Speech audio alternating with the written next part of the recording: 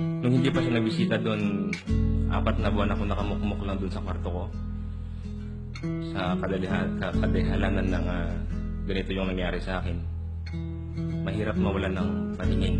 Marami pa akong pangarap sa buhay.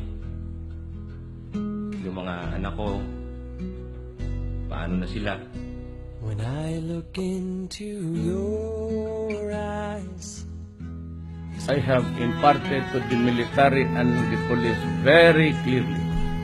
You will have my support. You will have all the things that you need to fight criminals. Do not worry.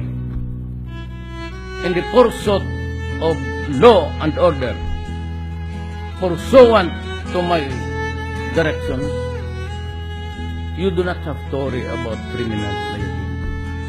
I will go to the prison for you. I take full legal responsibility. I won't give up on us, even if there's Inalagaan tayo ng mga nanay at tatay natin. Pagtanda nila, alagaan natin. Paano ka mag-alaga ng putang ina kung gano'n sisirain mo yung mga bata?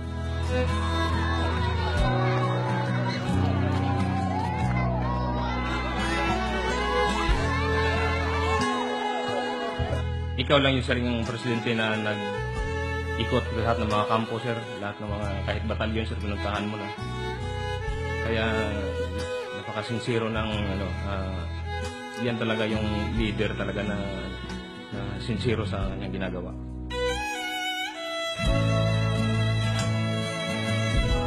Relay this message to all.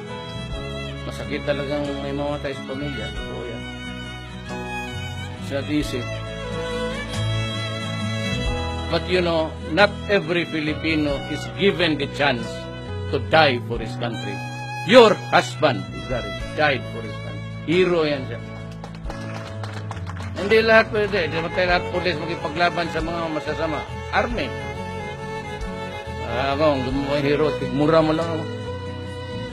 Yan lang mga abot ko, putang ina.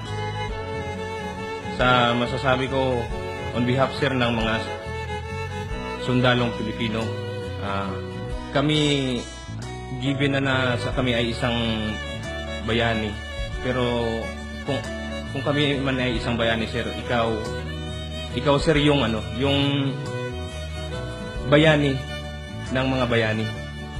Ikaw yung bayani namin, sir. Ikaw yung nagbigay buhay. Ikaw yung nagbigay buhay, sir.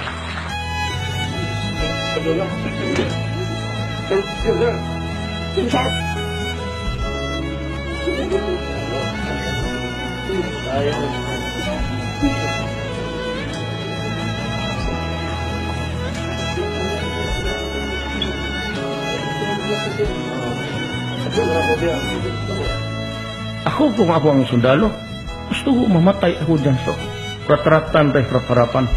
Bakit ako magmamili ng kamatayan na anong edad o basta ako sundalo.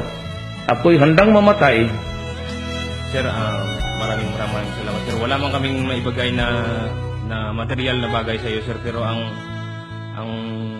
masasabi ko lang, sir, na until the last drop of our blood, sir, pa talagang makikipaglaban kami, sir, pa sa under ng iyong pamumuno, sir.